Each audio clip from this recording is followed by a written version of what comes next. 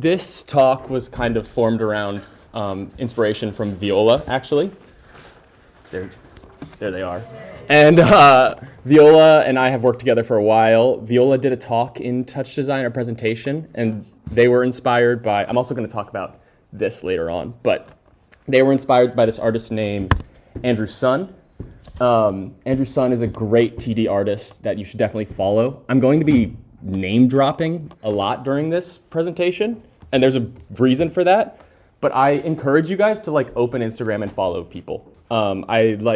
So much of this talk is dedicated to these public-facing artists, but also these artists that are more just in the trenches doing amazing work. And I highly recommend you just open your phone and kind of start following and start seeing what inspires you. I also have some homework for you, which is one, to follow me on Instagram. And there's a reason behind this, and it's not that. It's more so I want you to find an artist from this presentation that inspires you, and I want you to reach out to them. And if we follow each other, I feel like there's gonna be a more of a chance that they'll be okay, at least I don't know. I also want followers, I guess. But anyway, sorry, using students, but anyway. Yeah, so that's kind of my homework assignment. I'll send Brad's socials. Yeah, and I'll also send a kind of a list of everybody in this presentation. But I encourage you to look these people up as I'm going. So yeah, this is my title slide. It's on being employable in creative technology. I feel like I've never seen a talk on this and it's so important and it's hard kind of, but it's also I don't know. I don't think you need to be a crazy technical genius to really work in this field. I specifically work in freelance, and I'll talk a bit more about that later. But I'm working at NYC. I'm building stuff and assisting artists primarily within installation contexts, but also for theater, live music, conventions, ads, just a lot of random stuff. I also graduated from NYU in 2020 with a computer science degree, and that's when I found out about ITP. And I started doing ITP camp in 2019, and we met in 2020. Yeah. And then, and I also met a really important person to me in 2020 named Aaron Santiago, who I work very closely with at Onyx Onassis, which is kind of my primary source of jobs. So yeah, I'm gonna be name dropping a lot. This connections are really important, and they kind of keep you employed in this community. This project right here called Tulpamancer is a VR AI installation, and it was just kind of the first time I really thought wow, this is a really unique experience. I'd highly recommend checking that out, and a really unique experience in the AI art space. And it wasn't just a video, it was oh, this is a really individualized piece. So I'd highly recommend checking that out.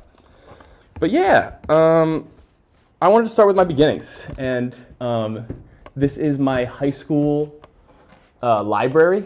It was just built when I got there, and it was fancy and nice, and they had a little recording studio in there. And that's when I started experimenting with Logic and just playing with all of the effects. So much of my early days kind of diving into technology was through VSTs and programming. I actually have I dove into pure data, which this is the definition of an open source project. Look at that guy. It's just I think it's such a beautiful thing. One, because open source is awesome, but also because open source is free, and that's more important for me at the time. And it also creates a very specific community. And I'm going to talk about community a lot today, but community is kind of, especially around software, is definitely an ethos. It really. TouchDesigner isn't open source, but it does really have a similar to community to an open source approach to community. It has a very open source kind of ethos where everybody's sharing everything and everybody's kind of contributing to each other's projects. And I think there's so many tutorials online and just ways to learn that aren't, that kind of let me learn, because I never had a class like this, which I wish I did, because I have a lot of gaps in my knowledge. But yeah, so I think this is really an important thing when you're diving into any new software, is kind of look at the community and see what's going on. I also got into Ableton in early college, which also has this ethos. I think it's a lot in part due to Max MSP, but there's so it's so important that one, it has this kind of open source approach, but also that it communicates well with other programs. TouchDesigner is insanely good at communicating with other programs. And this has helped me so much in my day-to-day work. Like when you're working in this field, you're going to work with a lot of people that don't know TouchDesigner, but know Unreal Engine or Unity or Ableton or, and basically having this program that can communicate is really important for like working well with collaborators and building something special. Yeah. Software, yeah. So anyway, I studied hard at college. I worked at a terrible startup. I worked at an insurance company for a year, which was exciting as it sounds. I worked at Google Docs for 2 years, which was cool, but not really for me. So I left Google in 2024, and I started doing freelance stuff. And I'll loop back to this a bit, but I also started making websites to support my music projects. I started doing live shows a lot more often around this time, and to really jump into some of the collaborators that I worked with there. This is my man, Derek Chan. I lived with him for a while. He is a really talented artist. This is his work at the Met, which is like the largest museum in New York. I mean, it doesn't have his name on it, but he's really in the trenches and not somebody that's like super public facing, but he works at this place called Zero Space in New York that he is just like doing amazing stuff every day. This is Rob and Alex. They do a lot of visuals for under 502 Bad Gateway. They use you see they're using like a steering wheel to control these visuals in Unreal Engine, and I just think their stuff is so fun and like, I don't know, yeah, it's just like a great energy. And also Yilin Zhang, she is another person at Zero Space. She does really amazing 3D work, is just super talented. And yeah, and so this was also our team for our show that we did together called Internet Friends Forever. So that's Derek, Yilin, and Rob. And we had this show together where we had big ass visuals.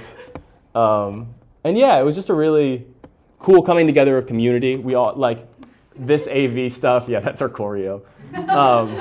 And you can even see like a zoomed out version where you see all 3 screens. It was just I think these shows have really given me a ton of skills to getting into like installation space. You just are constantly running into problems, and this problem solving is like so important to like kind of get better at over time and not just like lose yourself in the stress. And I feel like nowadays I'm really pretty solid at like making shows happen.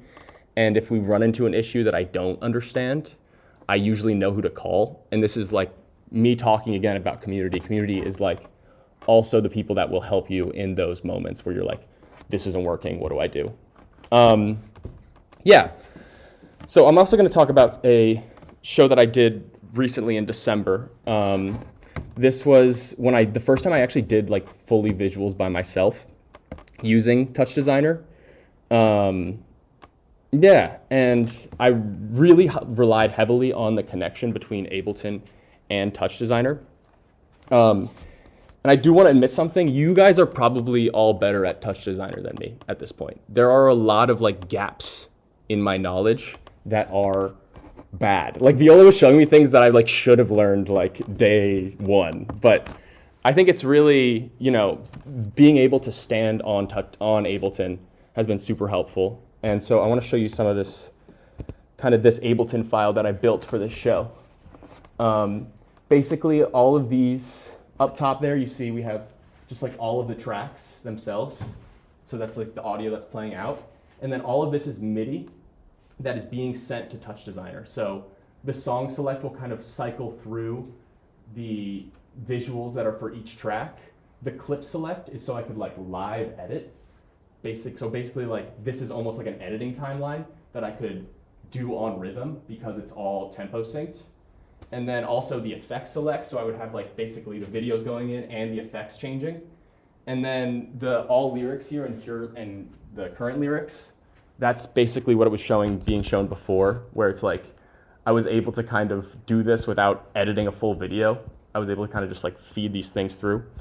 And so yeah, this is kind of a scary version of my TouchDesigner setup for this show, where each of these is kind of each one of these here is like the visuals, and then these are all effects, and then all of the top stuff and bottom and side stuff is like messily Ableton communicating with everything. And then, yeah, just really hacky and ugly, but it worked. And it didn't crash during the show, which is awesome. Super rare. But yeah, so kind of jumping back into the story, I left Google. I started working on some freelance work for web development. Web development's great because it's like, everybody needs it, and it's not really like changing that heavily, but I did a textless service for a touring comedian, which is still going on. These long-term freelance projects are so important because there are ebbs and flows of work. I did some 3D web development, which was a super new world for me at that point, but it kind of introduced me to the larger world of 3D, which is a very intimidating world to get into. But kind of using JavaScript, which I already had like a good handle on, I was able to kind of jump into that and keep going. But yeah. Now I want to talk about Matthew Niederhauser because he came in my life at about this time. He is the studio head of Onyx Onassis, and he's a champ. He's really done a lot of interesting work. This is kind of an older project, but it's like the AI, interactive space. And I don't know, I just love the like scene, like how it just feels like it's like built into an area. I really like kind of the implementation of this piece, even though it's probably like a little out of date at this point. But yeah, Matthew Niederhauser, I just started doing web development for him through my friend Aaron. And that really opened things up for me. And it really made me jump into like kind of this world of installation and kind of working directly with larger artists. And I think something I want to talk about here is art and technology is a field that has very few people that are like genuinely technically competent and willing to go like a little crazy to execute someone's dream. I think it's pretty easy for someone who's like technically able to navigate through issues to just go get a really well-paying job. And I can't lie, like art and technology is not like super well-paying, but it's extremely gratifying for me. But yeah, just to kind of spell out this Venn diagram, technically competent and unwell. You guys, if you want this, you got to be in the middle. But yeah, like on a more genuine note, it's like I don't think you need to be like a technical genius for these things to like, for these opportunities to make them to appear.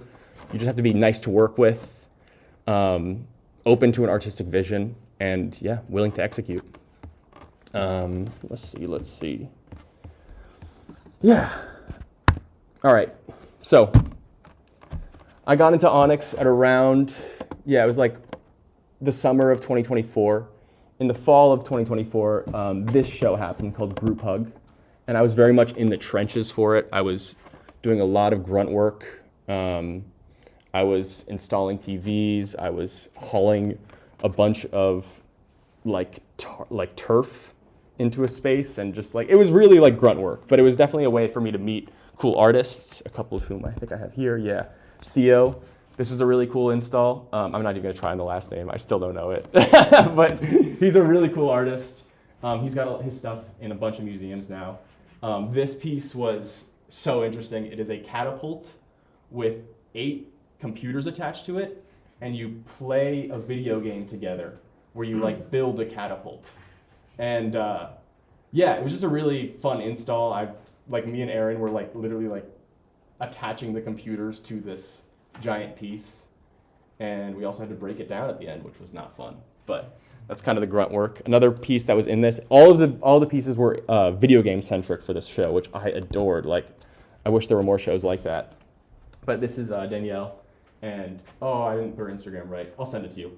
But this was her piece called The Lack. I Knew Your Voice Before You Spoke. It's a really crazy piece. All of this is the rubber turf I was talking about, and there are also in here 8 DDR dance pads that were used to control like a video game installation that was super confusing and obtuse, but like really interesting and funny. And I just love the like world building she had for this piece. and the sense of humor that kind of came with it. Yeah, but then it was also, we had to remove that stuff, which was awful. And we made a lot of enemies that day. But anyway, the next major thing we did was UTR Fest, and this was Viola's show. I loved this show so much. Viola literally did everything. Like, I did the music, but I didn't need Viola, like, kind of handled everything within TouchDesigner. I don't know if you've, like, broken down this performance to the class. I really wanted to. It's so complicated. It's insane. It's so complicated. I use TD to basically drive all the visuals, all the lights, and all the sound. Like, Yeah. It's the entire show, all built in TD that I live control on stage. Mm-hmm.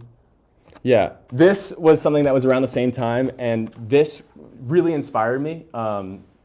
The artist's name is Margarita, and she put on, like, it was like a video essay. It was wasn't extremely technically complicated, but it was a 3-channel video essay kind of talking about her experience with kind of like otherworldly entities. And it was just, I think it really kind of made me start rethinking this field, being like, oh, a piece doesn't need to be crazy, interactive, and interesting to like really resonate. But it was cool. And then I'm going to jump into my next job, which was for Cha-Cha Tea Festival, which was I'm going to start speeding up, but it was a festival surrounding tea. Me and Aaron built a installation where you would kind of get your fortune read as you place down a cup of tea. And we'd also have like a tea tasting. It was a really cool experience. That's really when I first started doing like professional TouchDesigner stuff. I also put out the music for it. So, you know, another plug, I guess. But yeah, it was just a bunch of ambient music that we made for it. This was also a collaboration with me, Aaron, and Michaela. Michaela Trinaski-Holland does a lot of like AI video artwork. This is one of my favorite pieces of hers.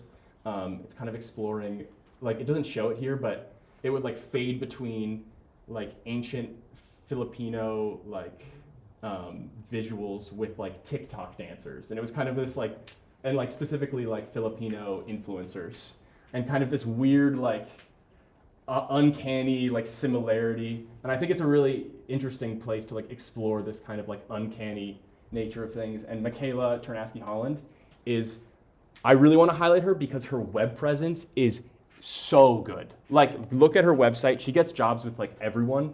And I genuinely think it's because she is like the master at networking and communicating what she does online. So just check out her web presence because it's like it inspired me. Okay, jumping to Tribeca Immersive. This was the biggest thing I've ever did. It was with the Tribeca Film Festival. It was with Onyx as well. Here's some stills from it. I built that LED wall with Aaron. There's a triple projection room. There's VR. That's me on the couch. There was a big plant installation. There was a power loom where we had to actually put a projector 40 feet up on the ceiling, which was scary. Some pieces that I specifically want to highlight is, Cameron put together the only VR piece that has emotionally shook me. Literally, because you have vibration packs on, but it's a really interesting piece. Cameron's definitely someone to look out for. He's also a child. He's just killing it though, and doing really. He's 2 years younger than us. He's Okay. 27. Okay. I thought he was 23, but anyway. Which also you guys are 19, whatever. I don't know. But yeah, he's awesome. Keep an eye out for him. He's doing a piece right now. He's doing is a dating show, in VR where you're talking to AI. I don't know. It's really interesting. It's also a great an open very queer representation. Yes. And then all his projects that he works on are about queer stories and queer Yes. voices. And he also donated a lot of money to queer organizations as well. So, Yeah. he talks about it on all these panels. Yes. that he's on, which is really important. Yeah, he's awesome. We also have Mott's, and these were the most professional artists I've ever worked with. They came in on one day and we had this set up 4 hours later. That execution is getting them placements all around the world. This piece is really fun also. It's a playful AI piece. There's a lot of that right now because it's getting funding, but I think it's the way they approached it with a kind of joyousness was really refreshing, and the fact that they were just the easiest artists to work with, it's they're gonna be around for a long time. Mipsters. This was my favorite piece at Tribeca Immersive. It's like a very like audio-based piece. Yeah, that's my dude Yusuf right there. It's like a bigger collective, but I think he's in charge. I don't know, but he was really awesome to work with, and just a really inspiring piece that uses that was like pretty much just like an Ableton like beat making thing. That was really fun. And yeah, and then this jumps to Kinfolk, which was this past fall. This was a big install in the same space. It was kind of different energy, a lot of like AR pieces. I wanted to highlight Idris, who's an Onyx member as well, and he is like he's such a power, like he's just able to get these things that shouldn't happen to happen. And he's also a great music producer, and yeah, very like SP 404 focused. I met two great musicians when I was there, and Rena as well. She does like a lot of like ambient performances. I saw one of her things shows at Q Lab and it was awesome.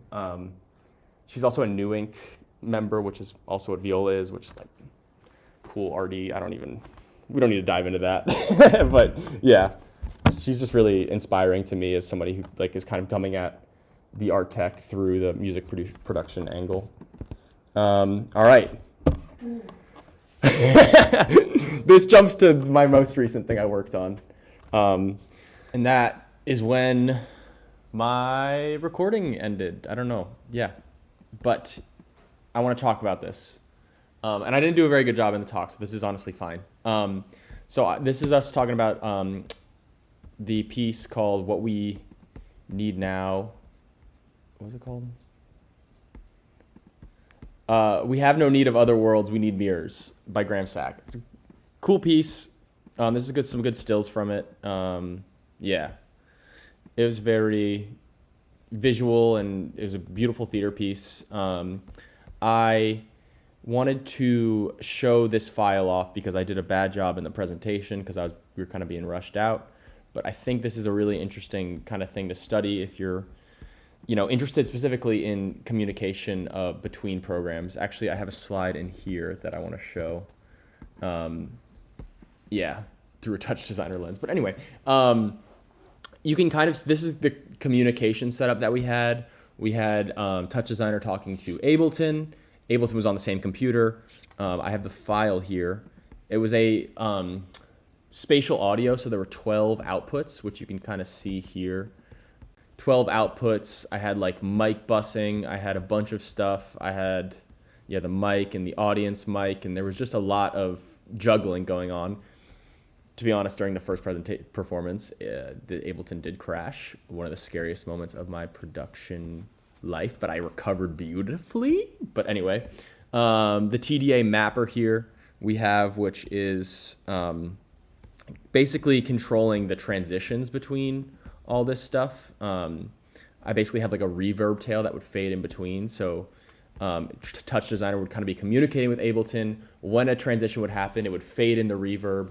The track would change, the reverb would fade out, and then we'd be on to the next track. And that was just to deal with kind of this setup being in, what is this mode?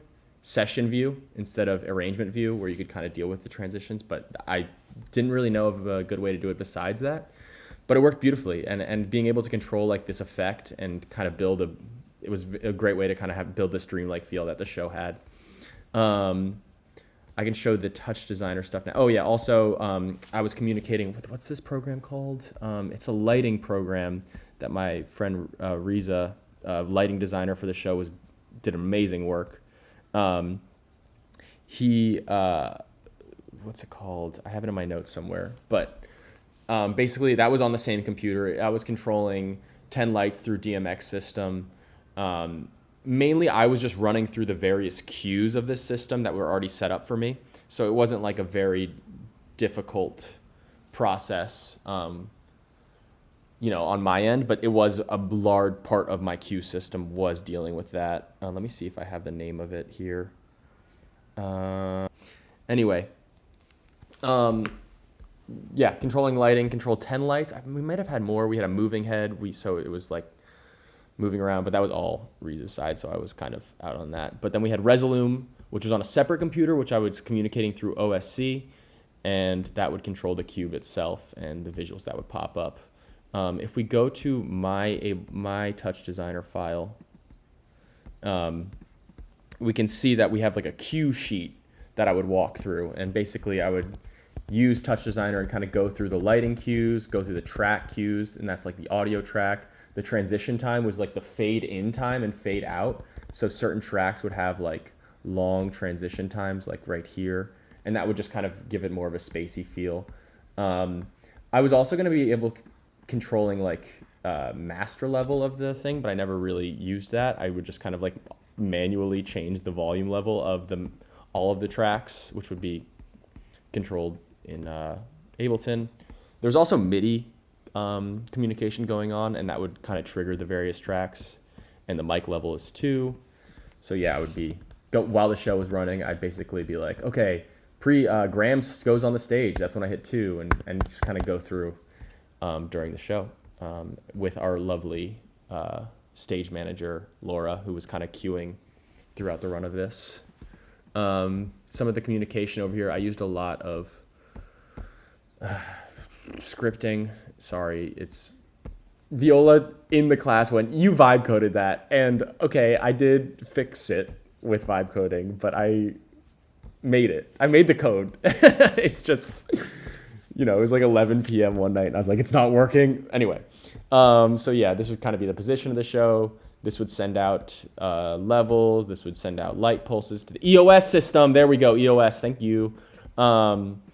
And then this is all of the mapping of the reverb tail and all of that, and the lag and the transition time and all of this.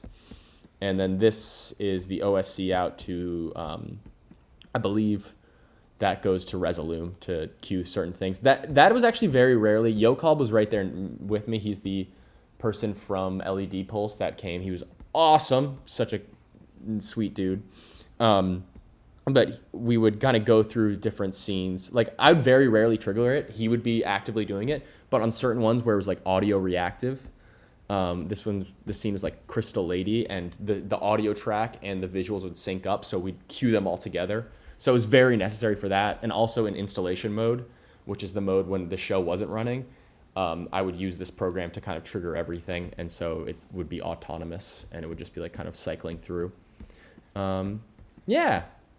Really proud of the Ableton system for the transitions. I feel like that was something that like I woke up one night and it was like, I have it. I know how to do it. And I don't think it was like intuitive, but because of the system of the 12 speaker output, it was really necessary.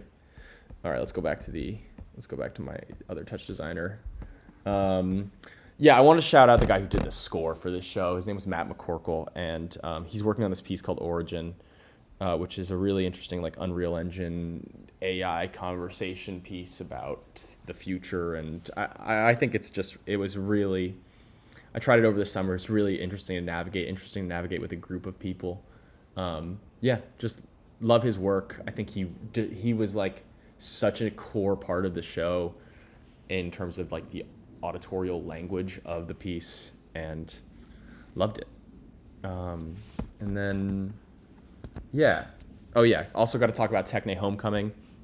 This was the most recent show that Onyx put on. I did a bit of setup work for some of the pieces, specifically the Andrew piece, but it was just, I wanted to shout out a couple artists from it because Deer of Nine Colors was one of my favorite pieces that Onyx has put on. Andrew Thomas Huang is a beast. I mean, if you're watching this, you probably know that already. But yeah, just fell in love with this piece. It was a 3-channel projection statue in the middle that looked beautiful in ceramic, but was 3D printed, which made absolutely no sense to me. And it was all articulated, which they showed in the film. Yeah, gorgeous piece. Beautiful score by Oh Young, who just released a great album.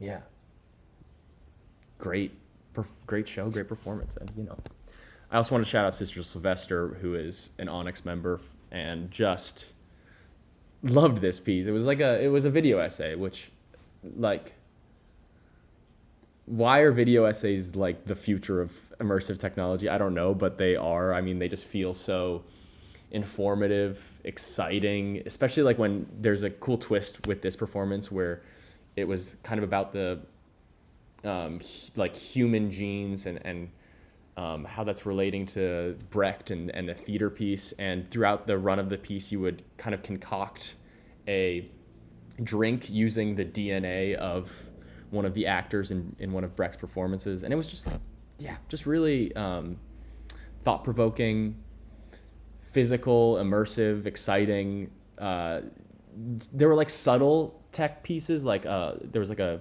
Philips light that would come on during the show and kind of like divert your attention, but just like a really clean physical piece that I adored. And Sister Sylvester's just an amazing person, so wanted to shout her out. This was me giving the students their homework and being like, reach out to these artists. I think it's important that you build these connections, even if they're shoddy. I think especially like to the students I was talking to, and I think to anybody that's in school, there's this feeling that like you don't want to bother people that are doing great work. You don't want to bother people that have corporate jobs. And I just think that's anyone that is outside of the college world just knows that they're like, they understand that it's hard to graduate, and they understand that it's hard to get your foot in the door. So I think I just wanted like to encourage these students to reach out, and also I wanted them to make it so I looked nice and was like, I don't know, being nice to artists. I just love this community. I mean, that's kind of what I was trying to get across through this whole chat, this whole talk. I think it's just like, use your community, reach out to your community, help make great art, and the favor will be returned. But it's like, I don't know. I just really think there's a positive nature in this specific space that I don't think you'd find in filmmaking or like painting. I could be wrong, but I just love this community. Main point. And I had some final thoughts. Yeah, love and be generous to your community, like I keep saying. Reach out to the people, play the room. Yeah, when you're in a space with, business people in the art world, just play the room. Talk to people. Talk what you've been working on. Talk about artists that you've worked under that they have a connection. Do your research, et cetera, et cetera. Have a web presence. I think this refers back to me talking about Michaela Chernasky Holland has a great web presence. Study that. Make your own website. It could be an Instagram. It could be a YouTube channel. Like Woody Devs is an artist I should have shouted out. Sydney, also S4Y, is an artist on S4Y on Instagram. I really wanted to shout out, but I did not. He is like a JavaScript genius. Has super influenced me in kind of like using my code in non-intuitive ways just to kind of rely on my strengths. Absolute genius. At S4Y_, I believe. Check him out. He's a killer, dude. Does a lot of cool laser stuff. Go to and plan meetups and events. Be ambitious. I think something I didn't talk about in this show was Frass Fest, which is a festival that I put on last year, which was absolutely drove me insane. Drove me absolutely crazy. Yeah, it was just way too much. Like 25 artists. It was all musicians. So I'm herding cats. That. It was in upstate New York. Had to drive people out of New York. It was just crazy. But would I change? I wouldn't change a thing. About my past. I would do it differently in the future, but I would not change a thing about, building this thing that just really encouraged community. It connected the Boston and the New York scene for me in a way that just was so invigorating and fun. But yeah, plan events. Don't start with a festival maybe, but I think really just plan meetups too. TouchDesigner meetups are awesome. Creative coding meetups just generally awesome. There's Creative Coding NYC in New York that is such a great positive community, and one that I think should be replicated across the world. Anyway, probably get a real job at some point. This is just me talking to people about kind of like, I think you just shouldn't go straight from undergrad to graduate. I think you should have a real job. It gives you good perspective. It makes you understand how lucky you are if you are working in this space and enjoying yourself. And I think that connects to love your work, love your. I think if you have a job that you don't like, it will show in the work that you do. If you're motivated out of fear of getting fired, that motivation will wear on you. So love your work, because I started loving my work, and I have, my life has improved. My, connection to my own personhood is at an all-time high. Yeah, love your work, because it's not worth living. It's not worth hating the thing you do every day. Yeah, and follow me on Instagram. Yeah, I think that's everything. Yeah, just wanted to kind of finish off this talk. I'm in LA now. I left Shanghai. I miss you, Shanghai. Really want to thank Viola for putting this talk together, or getting me the space to start talking to her students. And yeah, stay creative, stay making stuff, stay supporting your community. Much love.